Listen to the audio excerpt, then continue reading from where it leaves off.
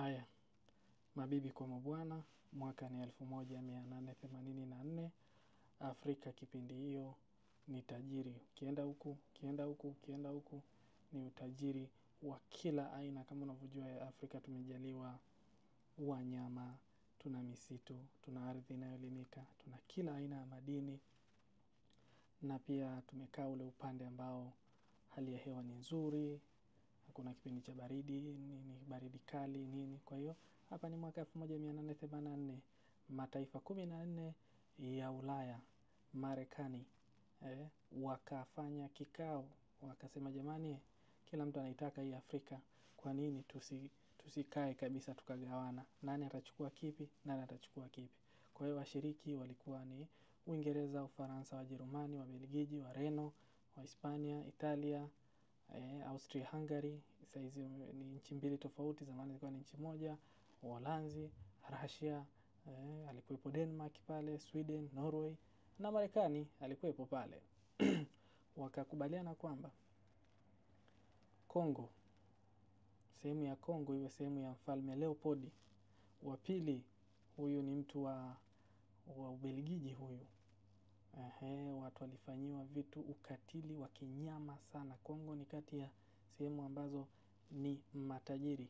Kongo ni tajiri kwa upande tu wa rasilimali. Hakuna nchi ni tajiri kama Kongo dunia nzima. Yani ile ardhi, wana mto Kongo, wana misitu, wana kila kitu. Kisikia vita kila siku ni kwa sababu Kongo ni tajiri na penye riziki hapa kosi mikosi na fujo. Kwa hiyo kukawa kuna sheria wameziweka kwamba bwana unatakiwa uthibitishe kwa wenzako kwamba wewe kweli unamiliki hilo eneo. Wakatengenezea na sheria, na pia wakaweka kwamba kuna maeneo ya Kongo pale kama mto Kongo ni eneo la kila mtu.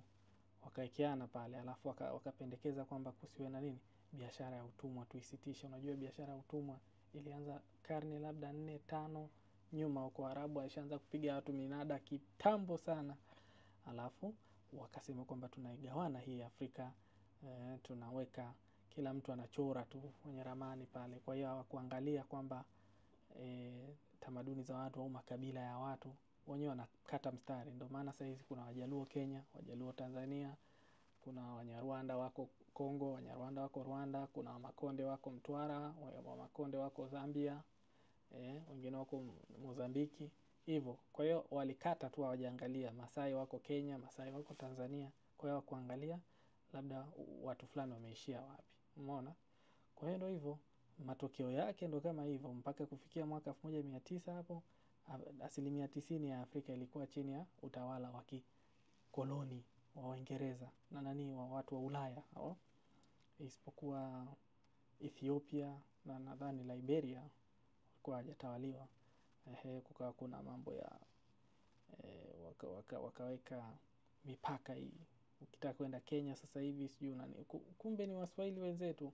Kukawa kuna unyonyaji na uonevu kila sehemu. Kongo ilikuwa ni ya kikatili, unalazimishwa, unakimbizwa, unakamatwa, unapelekwa, unachimba madini hata kama upendi kazi.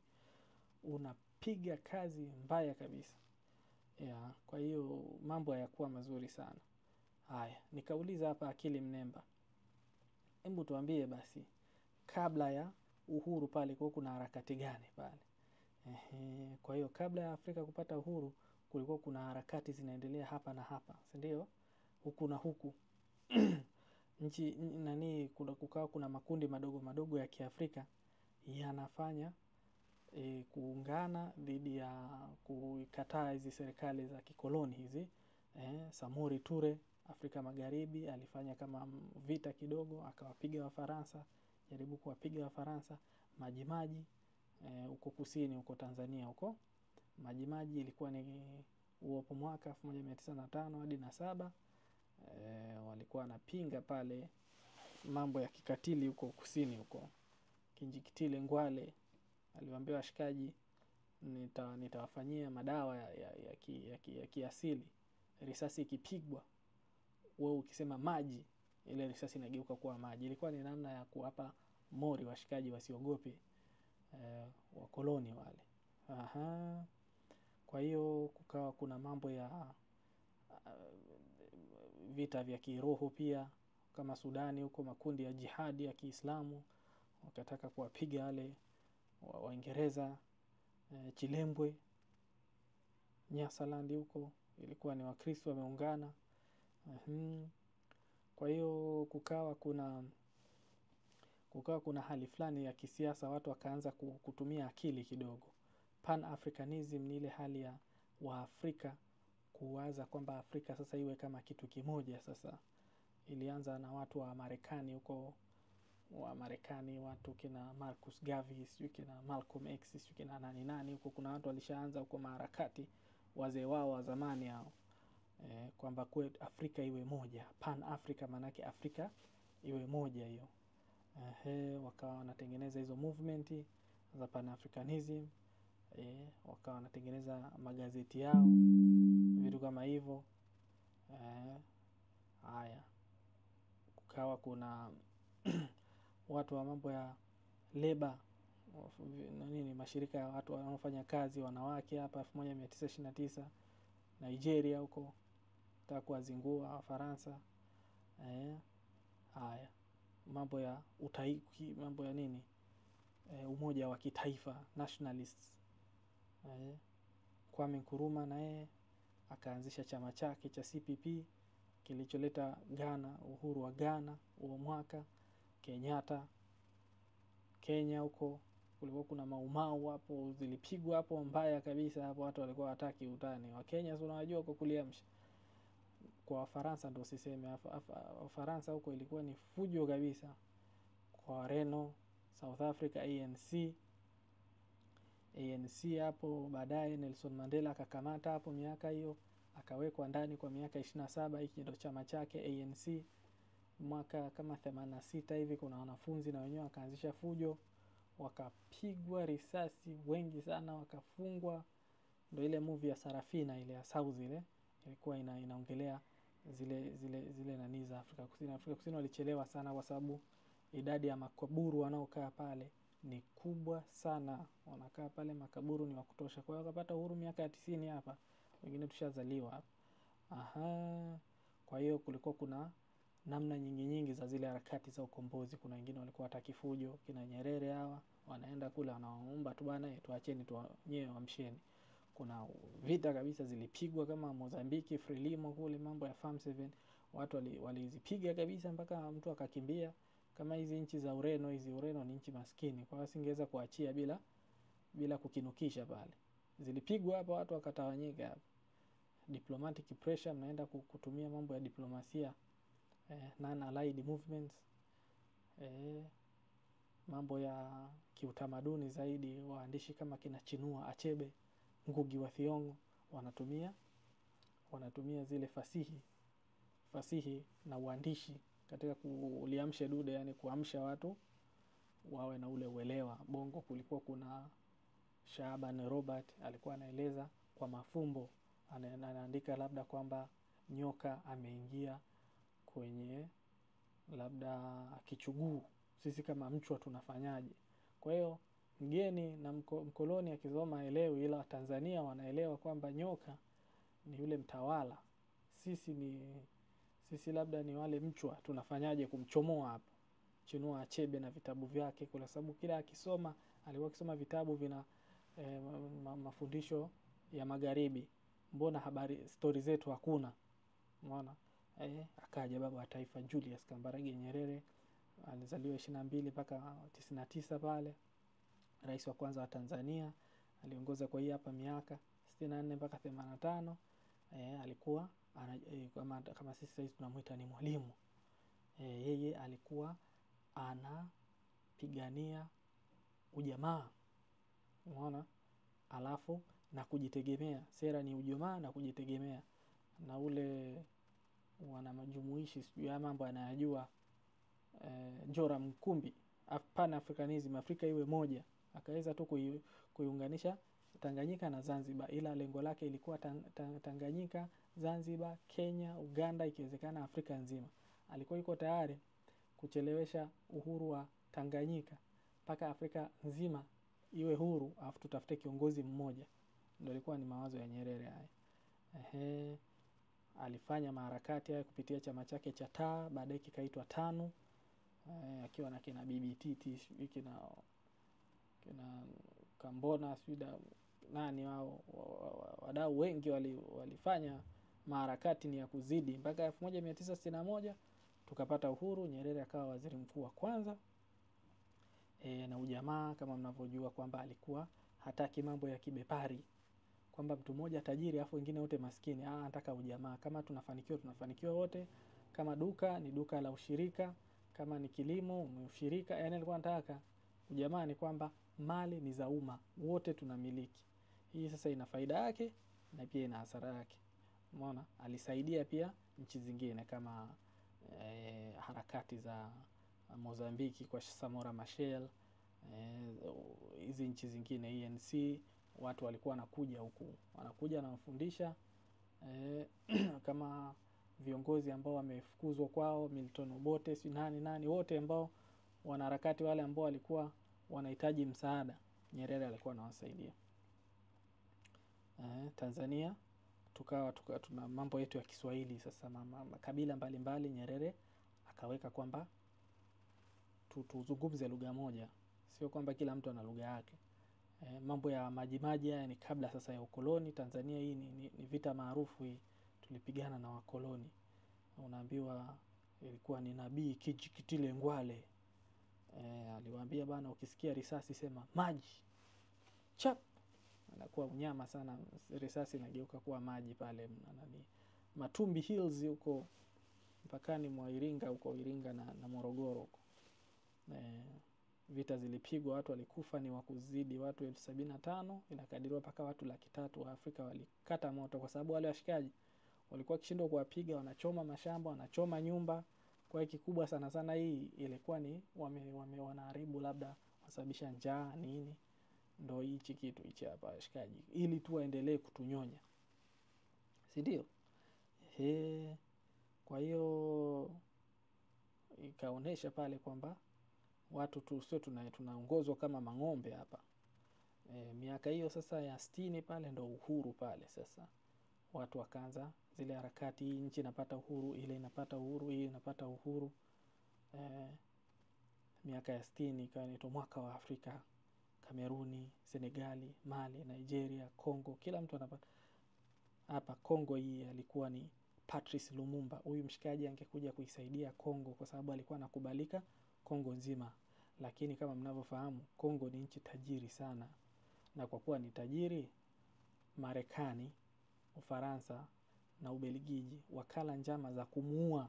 Jamaa aliuawa vibaya, walimpa msaidizi wake, walimpa mapesa ya kutosha msaidizi wake Mobutu Sese Seko, akamtosa mshikaji wake, walimuua kikatili, wakachukua mwili wake wakaukatakata, wakautumbukiza kwenye tindikali.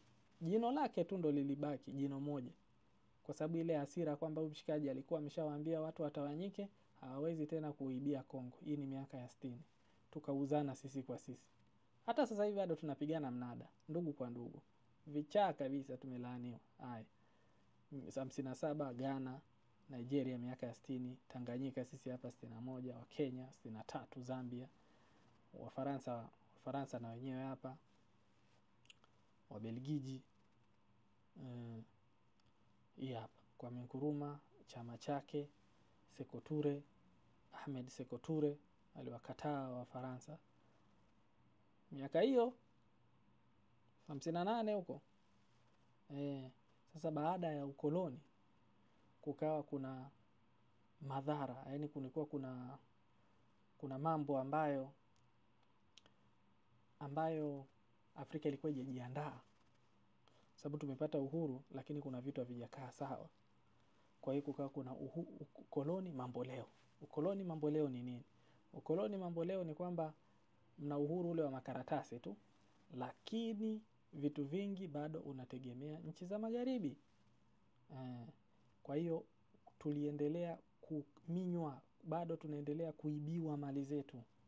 Hata viongozi wetu wanajua tunaibiwa na nani? Marekani, China na makampuni makubwa ya kimataifa. Kupitia nini? utawala tunawategemea kiuchumi. Na tunawezaje kuwategemea kiuchumi? Kupitia madeni, biashara ambayo haina usawa na kuibiwa rasilimali. Wanatuingilia kisiasa. Yale mapinduzi ya kijeshi yale yalifanyika sana Afrika Magharibi. Unawekewa kiongozi ambaye ni kama wale viongozi wa kupachika tu, kibaraka ndo neno hili. Unawekewa kibaraka wao. Kama Kongo waliwekwa, unaambiwa bana, wewe unataka urais, tunakupa urais, sisi tutatupa madini. Unasema ndio. Conditional aid. Tunapewa misaada yenye masharti magumu mpaka kesho. Hii ndo namna Afrika inafanywa kuwa nini? Kuwa haina uhuru. Huwezi ukawa huru. Wewe unajua hata ukikopa tu 10,000 duka la jirani, jinsi unavyokosa uhuru. Unashindwa hata kukatiza hiyo njia. Au umekopa 50,000 songesha. Kila ukiweka hela inakatwa. Kila hauwezi ukawa huru. Hauwezi ukawa huru ukiwa na madeni. Military presence, wana kambi zao za jeshi kila sehemu, sijui wapi Afrika Magharibi. Marekani na makambi yao ya jeshi. Mpaka juzi wanataka kumchomoa Traore kwa sababu kuna kambi ya jeshi wa Marekani Ivory Coast. Ivory Coast ni pembeni kidogo ya kodi nani kwa Burkina Faso. Anasema eti tunawasaidia kwenye mafunzo ya kijeshi, sijui nini, tunafanya operation za pamoja. Lengo la hizi kambi za majeshi ya magharibi ni kwa ajili ya mishe kama hizi, kuhakikisha amfanyi mambo mengine ambayo wenyewe hawayaelewi. Umeona ba? Madeni wanatumia mataifa makubwa kama Marekani, nani Umoja wa Mataifa, wanatumia IMF, shirika la fedha duniani, Benki ya Dunia, wanawapa mikopo. Na hii ilikuwa ni vitu vya kupanga kabisa. Miaka ya 1980 hadi 90 unalazimishwa kwamba tunakupa mkopo, lakini usiweke hela kwenye elimu au kwenye afya. Unapewa hela labda za kondom, unapewa hela sijui kununua neti. Haujawahi kuona msaada wowote umeenda kusaidia kilimo, ili kwamba kuwatoa watu kwenye umaskini moja kwa moja. Maisha yako hautasikia eti tumewachimbia vitu matundu ya vyoo, sijui unaona, yani hakuna hata msaada wa maana hata mmoja, kwa sababu ya masharti wanapewa ni kwamba msije mkawa mnajitegemea. Mkijitegemea mtafanya maendeleo, mkifanya maendeleo hamwategemei tena watu wa huko magharibi. Umeona? Haya, unaambiwa kwamba ubinafsishaji uwekezaji, labda shirika ambalo lilikuwa ni la umma linakuwa sasa hivi la mtu binafsi. Alafu pia tunasafirisha nini? Malighafi. Badala ya kutengeneza sisi wenyewe, kazi yetu ni kusafirisha. Kwa hiyo unapewa labda mkopo wa bilioni 10 dola za Kimarekani na Benki ya Dunia au IMF, lakini haya ndo masharti. Ukitengeneza kiwanda mwenyewe, hupewi tena hii hela. Kwa kuwa hupewi hii hela, unashindwa kuongoza nchi. Mtu kama kiongozi wa nchi, unataka kura za wananchi wako, unataka waambie nimewajengea hichi. Umeona huo mtego hapo? Mfano amesema Zambia waliangukia kwenye mtego kwa Wachina huko, wakanyang'anywa reli yao. Haya, biashara ambayo haiko fair. Sisi hapa tukitaka kuwauzia wao, tunawekewa ushuru mkubwa, ila wao wakitaka kutuuzia sisi wanasema toeni ushuru ili tuwauzie. Haya, nchi 14 za Afrika Magharibi wanatumia sarafu ambayo iko chini ya usimamizi wa Ufaransa. Kwa hiyo bado mnaitegemea Ufaransa miaka 60 baada ya uhuru. Ndio maana Ufaransa iko Afrika Magharibi. Ufaransa ina dhahabu nyingi sana kwenye store yake, na wakati hawana hata mgodi mmoja. Wanachukuaga huko. Umeona? Mafuta ya Nigeria yanachukuliwa huku. Makampuni makubwa kama haya yaliyoko huku kwetu, yote hayana faida kwa wakazi. Tunawekewa viongozi ambao unakuta yani Mobutu Kongo, huyu hapa Edema Togo, waliwekwa na serikali za nje.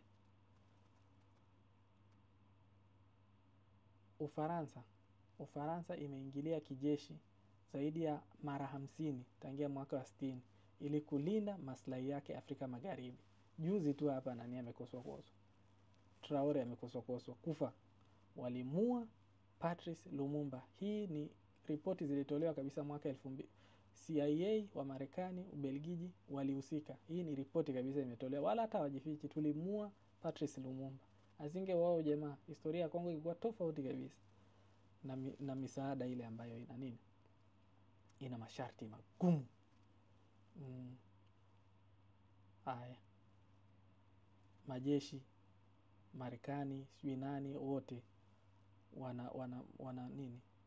Kambi za jeshi ziko Marekani, wanafanya nini Afrika? Ufaransa wanafanya nini Afrika? Wachina wako Djibouti wana kambi zao.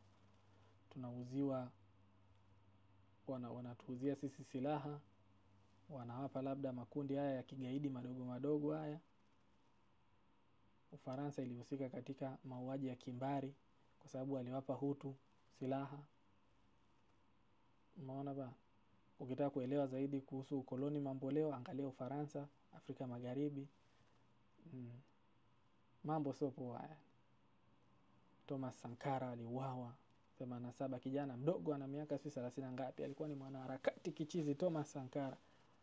Ukishasema kwamba nyinyi hamtachukua tena dhahabu, unauawa.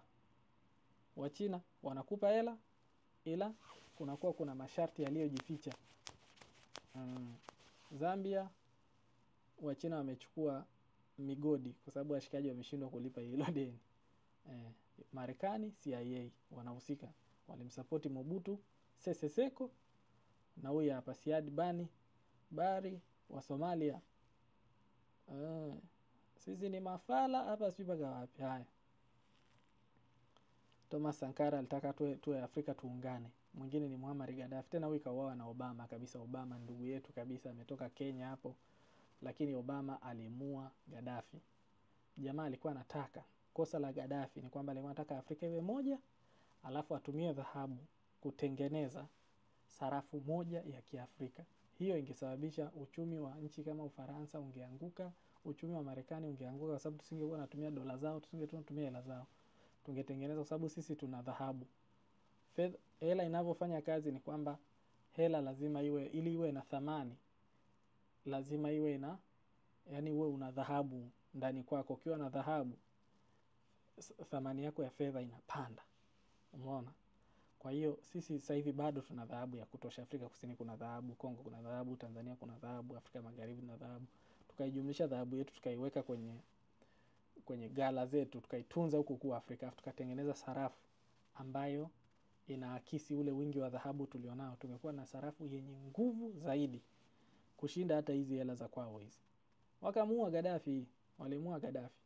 Uwezi ukawa unacheka tu na mambo yanavyoendelea kama unajua hivi vitu. Ukiwa hujui hivi vitu unakaa huko unacheka tu. Hivi vitu viko mtandaoni, unauliza mitandaoni, vipo. Hata sasa hivi vipo, vijana tumekaa tu. Hivi ni vitu tuambiane vijana. Tufanye namna, hata kama maviongozi wetu haya sasa hivi siku ya kifa, vijana tukija kuchukua hizi nchi, tuwe tunajua hivi vitu. Vijana tunaweza tukafanya mambo, tukatumia mitandao ya kijamii, tukafanya kitu cha maana. Umeona bana? Kwa hiyo Afrika bado ina shida kwa sababu tuna madeni. Kama deni la Tanzania sasa hivi ni karibia trilioni 100. Madini yetu yanaamsha, na unakuta sisi hatuna ile tatizo, lakini nchi zingine unakuta kuna vikundi vidogo vya kama M23 Kongo. Hichi kikundi kinataka upande huu wa nchi. Umeona? Kwa hiyo Afrika inashindwa kuungana kwa sababu ya ile mbinu ambayo hata wakoloni waliitumia. Gawanya na kutawala. Unachukua watu wawili, huyu unampa hela, anamgeuka mwenzake. Umeona? Unakuja Tanzania pale, hawa ni Simba, hawa ni Yanga, kwa hiyo hawatakaa waongee lugha moja. Hawa ni CCM, hawa ni Chadema, hawatakaa waongee lugha moja. Hata kama Chadema kuna viongozi wa maana, ila sisi ni CCM maisha yetu yote, hawa hatuwapendi. Hiyo ndo mbinu ambayo hata wazungu waliitumia. Walivyokuja hapa, anayekutawala unadhani ni mtu mweupe ndo alikuwa anakimbiza kukamata watumwa kuwapeleka Marekani? Ni mtu mweusi. Anachukua mmoja wenu, anapewa mahela. Anaambia sasa unaona wale washikaji, hebu tafuta vijana kimbiza wale. Kwa hiyo unakuta anakaa, anakula njama na mtu mmoja, anawageuka wenzake. Ndio hicho kinachotokea. Unakimbizwa na washikaji zenu hapo, mnapigwa mnada. Kwa hiyo propaganda wanatumia vyombo vya habari, ma BBC, sijui nini, kueleza kwamba Afrika hamtaweza kuendelea. Nyinyi labda mmelaaniwa, hamna watu wenye akili. Lakini sio kweli. Hamjakaa vizuri, mara serikali ya fulani imepinduliwa. Umeona bana? Wanatumaliza kabisa kiuchumi kwa sababu kila ukitaka kuinuka, Magufuli labda alikuwa anataka hichi, utapigwa vita. Utapigwa vita kwa sababu kuna kula ya watu hapa nini? Umemkosesha mtu msosi wake. Haya. Kwa hiyo namna nyingine pia tuondoe kwa mfano kama hizi sarafu za Afrika Magharibi, zile faranga ambazo naambia sijashika mafaranga. Hizo hela za Kifaransa hizo. Nchi 14. Toa hiyo, tuwe na sarafu yetu moja. Umeona? Tuache kukopa jamani. Hivi ukiona mtu anayeomba mitaani, kwa mfano kuna familia mbili, hawa watu wanalima, wanakula chakula chao, wanapata hadi kinachobaki wanauza. Alafu kuna familia nyingine unakuta wao kila siku ni kuomba. Ukikutana na mtu anayeomba kwenye maisha unajisikiaje? Unaona labda huyu mtu ni mvivu, au labda ni kilema, au ni nini. Kwa hiyo katika uwanda wa kidunia, sisi ndio wale mataifa yanaomba. Sijui kama unaipata hiyo picha. Tunaomba, wanakaa hapo nchi zote, sisi tunaenda tunaomba. Naomba hela kidogo. Naomba. Chini hapo umeacha madini, umeacha kila kitu cha maana. Sikiliza John Heche utaelewa. Kwa hiyo hii kwenda kukopa sijui IMF, sijui Benki ya Dunia, hatutachomoka. Hujawahi kuona mtu anachomeka kwa madeni. Maisha yako yote hautachomoka kwa kukopa. Hautaweza. Deni linaongezeka kila siku, kwa hiyo hela yoyote unayoipata unailipia deni. Hautachomoka maisha yako yote. Haya. Na biashara ambazo hazieleweki, yani kwa mfano unawekewa, kwa mfano sisi tulitakiwa tuuziane sisi kwa sisi, Wakenya wauzie Tanzania, Malawi tu, alafu kusiwe na yale zile ruzuku zile kodi mbaya. Tunatoa mipaka, tunatoa zile ruzuku. Mtu wa Iringa anauza mbao, anamuuzia labda mtu wa Burundi. Mtu wa Burundi anauza kahawa, anamuuzia mtu wa Kigoma. Yale maendeleo yatakuwepo kama sisi kwa sisi kwanza tunauziana. Alafu tukawa tuna uzalishaji mkubwa, tukauza labda nchi za Magharibi, Ulaya huku watu labda wanakula mavyakula ya kwenye makopo. Lakini sisi tuna vyakula vizuri. Tanzania tuna maparachichi mazuri dunia nzima. Tunauza. Jinsi ambavyo unauza nje, ndio jinsi ambavyo sarafu yako inaongezeka thamani. Haiwezekani kila siku wewe ni wakupewa tu mitumba, unapewa hichi, hauzalishi hata kitu kimoja. Umeua viwanda na viwanda vimekufa kwa sababu kila kitu tunapewa nje, na ni moja ya masharti ya hii mikopo. Umeona? Alafu ukiwa kiongozi mwenye akili wanakuua. Patrice Lumumba aliuawa, Thomas Sankara aliuawa, Gaddafi aliuawa 2011. NATO hao ni umoja wa kujihami wa Ulaya. Jamaa kosa lake alikuwa anataka Afrika iungane na tuwe tuna sarafu yetu moja. Iko mitandaoni, walimuua huyu jamaa. Muammar Gaddafi 2011. Sasa hivi Libya imepoteana vibaya sana. Na ni kwa sababu ndugu zake wenyewe tu ndo walimgeuka. Haya, tunakuwa kuna viongozi wasio na uzalendo, viongozi wezi. Viongozi ni wezi. Kina Mobutu Sese Seko alikuwa ni kibaraka wa Wabelgiji na Marekani. Akawa amejenga huko vijijini, akaja naye akafa vibaya tu kama mshenzi. Tunatengenezeana vita ambayo sio ya nani, kwa mfano Rwanda na Kongo. Kwa kuwa Kongo, kwa kuwa nchi za nje zinapata faida kutoka Kongo, inaonekana kama Rwanda ndo inayefanya fujo Kongo, lakini unakuta wao ndo wamekuwa wakifanya fujo kila siku. Waafrika hamtaona, mtasema ni Kagame, ni Kagame. Hiyo ni picha ya nje, ila kwa ndani hakuna kitu chochote Kagame anachokifanya pale ukilinganisha na vitu ambavyo Ubelgiji, Marekani wamekuwa wakifanya. Matatizo yote ya Kongo yameanza miaka na miaka, na kosa lao ni kwa sababu ni matajiri. Rwanda, Wanyarwanda wako Kongo pia. M23 unakuta ni Wanyarwanda ambao wamezaliwa Kongo. Ile ni nchi yao kama ilivyo tu. Na ule upande kila mtu anaiba pale. Kuna gari la Umoja wa Mataifa liliwahi kuanguka pale likakutwa lina dhahabu ndani. Kila mtu anaiba, China anaiba, Marekani anaiba, kila mtu anaiba. Hao Wanyarwanda wanaokaa kule na wenyewe wakichukua kidogo ambacho ni haki yao, vyombo vya habari vinamweka huyu kama vile ndo mbaya kuliko wote, ili mwasahau wale ambao ndo kabisa wanaofanya makosa. Fuatilia hotuba ya Nyerere anavyoongelea Banyamulenge, wale wa Kongo, wa Rwanda wanaoishi Kongo wale. Sudani ya Kaskazini, ya Kusini, Marekani ili sapoti Sudani ya Kusini na Kaskazini zigawanyike ili wachukue mafuta. Lakini kwani sisi tutaelewa? Eti 2011 watu wanapata uhuru wetu. Ufaransa ina majeshi huko Afrika Magharibi, Marekani kila sehemu kuna, hadi Kenya wanasema tunapigania nani, kutakuwa kuna wale terrorist. Lakini lengo la majeshi yaliyoko hapa ni kwamba kulinda maslahi yao Afrika. Wanawapa wanaweza kama Somali. Yaani ukiona sehemu kuna vita afu kuna kitu chochote labda mafuta, gesi, nini, ujue yani hiyo ni mchezo mnachezewa. Vyombo vya habari vinatumika kama BBC, CNN, yanaonesha Afrika ni maskini, yani hatuna msaada, hatujielewi, tunawahitaji tu wao kutusaidia. Tunahitaji dini zao.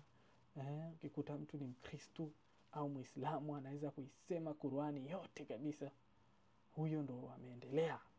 Au vipi? Yani sisi tumesahau kabisa yani tulikotoka. Hao washikaji wao walioleta dini hao ndo wamekuja na wakoloni. Kwa hiyo tumekataa kila kitu kuhusu isipokuwa yani hadi dini hizi zinahusika, hadi dini zinahusika katika kutuchezea mchezo, kutugawanya. Sasa hivi Mkristo Muislamu hamwezi kuongea, ila unakuta ni ndugu yako kabisa.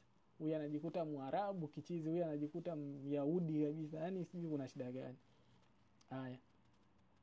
Tunaletewa mavitu ya kipumbavu, sijui umuoane nyie kwa nyie, sijui nini. Yaani mambo ya kipumbavu, wanatoa hela nyingi kichizi.